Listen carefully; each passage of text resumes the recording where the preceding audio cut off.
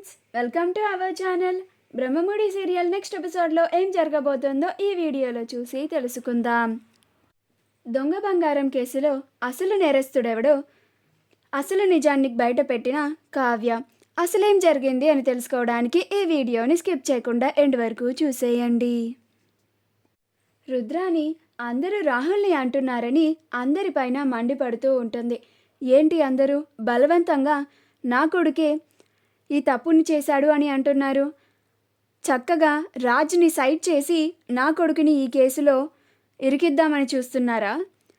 అలా ఎలా ఊరుకుంటాననుకుంటున్నారు అని అంటుంది.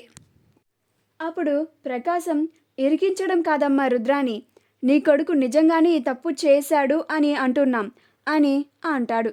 అప్పుడు రుద్రాని, ఏంటి చిన్నన్నయ్య నువ్వు, ఈ విషయం సంగతి కూడా నువ్వు మర్చిపోయావా? రాహుల్ 2 రోజుల క్రితం నుంచే కదా ఆఫీస్కి వెళ్తున్నాడు. ఈ 2 రోజుల్లో ఇలాంటి పని చేస్తాడా అని అంటుంది. అప్పుడు రాహుల్, ఎస్ఐ గారు, నాకు ఇలాంటి కేసుకి ఏం సంబంధం లేదు, నేను ఎటువంటి దొంగ బంగారాన్ని కొనలేదు అని అంటాడు. అప్పుడు రాజ్, నువ్వేం కంగారు పడకు రాహుల్, నీ మీదకి ఈ కేసేమీ రాదులే అని అంటాడు. అప్పుడు అపర్ణ, అంటే ఏమంటున్నావు నాన్న నువ్వు అని అంటుంది. అప్పుడు రాజ్, నేనే పోలీసులకి లొంగిపోయి వాళ్ళకి కోఆపరేట్ చేద్దామని అనుకుంటున్నానమ్మా అని అంటాడు. అప్పుడు అపర్ణ, అదేంటి రాజ్, నువ్వు ఎలాంటి తప్పు చేయలేదు కదా, నువ్వు నిర్దోషివి అని అంటుంది.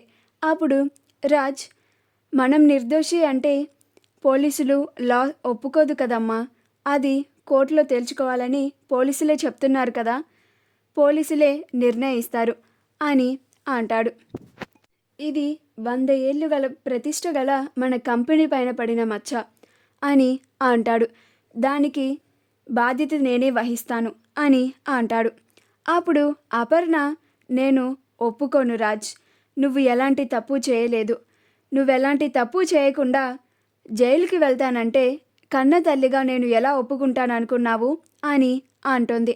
అప్పుడు సుభాష్ కూడా, అవును, దీనికి నేను కూడా అంగీకరించను, నా కొడుక్కి ఈ కేసుకి ఎలాంటి సంబంధం లేదు, నా కొడుకు ఇలాంటి తప్పు చేసి ఉంటాడని నేను కలలో కూడా అనుకోను అని అంటాడు. అప్పుడు ప్రకాశం కూడా, అవును ఎస్ఐ గారు, మా రాజ్ ఇలాంటి పని అస్సలు చేసి ఉండడు, మీరే ఎక్కడో పొరబడి ఉంటారు, లేక వేరే వాళ్ళు చేసి ఇది మా రాజ్ పైన వచ్చేలాగా చేసి ఉండొచ్చు అని అంటాడు.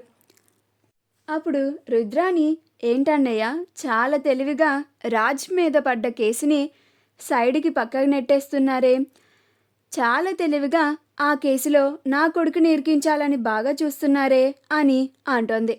అప్పుడు ప్రకాశం, ఏంటి రుద్రాని నువ్వనేది అని అంటాడు. అప్పుడు రుద్రాని, రాజ్ ఇదంతా చక్కగా చేసేసి కరెక్ట్గా నా కొడుకు ఎండి బాధ్యత తీసుకునేసరికి ఈ కేసు బయటకు వచ్చేలాగా చేశాడు, అప్పుడు దానికి బాధ్యత రాహుల్ వహిస్తాడని రాజ్ ప్లాన్ ఇది అని అంటోంది. అప్పుడు ప్రకాశం, ఏంటి రుద్రాని నువ్వు మాట్లాడుతుంది, అంటే దొంగ బంగారాన్ని రాజ్ కొని ఉంటాడని నువ్వంటున్నావా అని అంటాడు.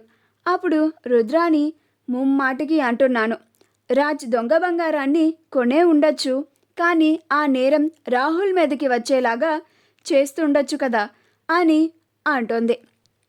రాజ్ ఆ తప్పు చేశాడు కాబట్టే ఇప్పుడు పోలీసులకి లొంగిపోతాను అని అంటున్నాడు అని అంటోంది. అప్పుడు ఇందిరాదేవి, ఆపు రుద్రాని, రాజ్ కంపెనీకి ఇలాంటి మచ్చ 100 ఏళ్ల నుంచి ఏనాడు రాలేదు, ఇప్పుడు నీ కొడుకు బాధ్యతలు తీసుకున్న తర్వాతే వచ్చింది, అంటే దానికి ఎవరు కారణం అని అంటోంది. అప్పుడు రుద్రాని, ఏంటమ్మా నువ్వు కూడా, రాజ్ తప్పు చేశాడంటే ఎవరు నమ్మడం లేదేంటి అని అంటోంది.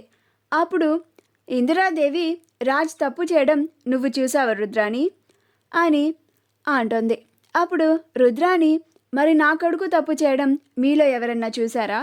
అందరూ కలిసిపోయి ఇలా నా కొడుకు పైన నిందలు వేస్తున్నారు, పైగా పోలీసుల ముందు నా కొడుకుని బలవంతంగా ఒప్పించి జైలుకు పంపిద్దామని చూస్తున్నారు కదూ అని అంటోంది. అప్పుడు ఇందిరాదేవి, కంపెనీకి అసలు వారసుడు రాజే కాబట్టి దానికి బాధ్యత వహించి లొంగిపోతానంటున్నాడు రాజ్. అందుకు నువ్వు నేరస్తుడు అనేస్తున్నావేంటి రుద్రాని అని అంటోంది. అప్పుడు రాజ్, ఎస్ఐ గారు మీరు నన్ను అరెస్ట్ చేసుకొని తీసుకెళ్ళండి అని అంటాడు. అప్పుడు అపర్ణ వాళ్ళంతా రాజ్ రాజ్ అని అంటూ ఉంటారు. అప్పుడే కావ్య వచ్చి ఆగండి ఎస్ఐ గారు అని అంటోంది. అప్పుడు రాజ్, ప్లీజ్ కళావతి అడ్డు రాకు అని అంటాడు. అప్పుడు కావ్య, మీరు ఆగండి ఎస్ఐ గారు, నేను ఈ దొంగ బంగారం కేసులో అసలు నేరస్తుడెవరో మీకు నిరూపించడానికి సాక్ష్యాన్ని తీసుకొని వచ్చాను అని అంటోంది. అప్పుడు రాహుల్ ఆశ్చర్యపోతూ ఉంటాడు. అప్పుడు రుద్రాని కూడా ఆశ్చర్యంగా చూస్తూ ఉంటుంది. అప్పుడు పోలీసులు ఏంటమ్మా అది అని అంటారు. అప్పుడు కావ్య తన చేతిలో ఉన్న ఫైల్ని, ఇదిగోండి ఎస్ఐ గారు, ఈ ఫైల్ని చూసి ఆ డాక్యుమెంట్స్ పైన ఎవరి సంతకం ఉందో, ఈ తప్పు ఎవరు చేశారో మీకే అర్థమవుతుంది. ఈ డాక్యుమెంట్స్ని వెరిఫై చేయండి అని ఆ ఫైల్ని ఎస్ఐ గారికి ఇస్తుంది. అప్పుడు ఇన్స్పెక్టర్ గారు ఆ ఫైల్ అంతా చూసి అది దొంగ బంగారం కేసు ఫైల్ రిలేటెడ్గా ఉంటుంది. దాంట్లో రాహుల్ సంతకం ఉంటుంది. అది చూసి అసలు నేరస్తుడు రాజ్ కాదు, రాహులే. మీ కుటుంబం అంతా చెప్పింది నిజమే. ఈ తప్పు చేసింది రాహుల్. మేము వెంటనే రాహుల్ని అరెస్ట్ చేస్తున్నాం అని అంటారు. అప్పుడు రాహుల్ ఆశ్చర్యపోతాడు. రుద్రాని కూడా ఆశ్చర్యపోతుంది. అపర్ణ, సుభాష్, ప్రకాశంలు ముగ్గురు అసలు నిజం బయటికి వచ్చింది అని అనుకుంటూ ఉంటారు. అప్పుడు రాహుల్, ఇన్స్పెక్టర్ గారు, నేను ఎలాంటి తప్పు చేయలేదని మీకు ముందే చెప్పాను కదా, నాకు ఆ ఫైల్కి అసలు సంబంధమే లేదు. ఈ కావ్య తన భర్తని పక్కదారి పట్టిద్దామని నన్ను ఈ కేసులో ఇరికించడానికి ఇలా చేస్తోంది. నేను ఆ తప్పుని చేయలేదు అని అంటాడు.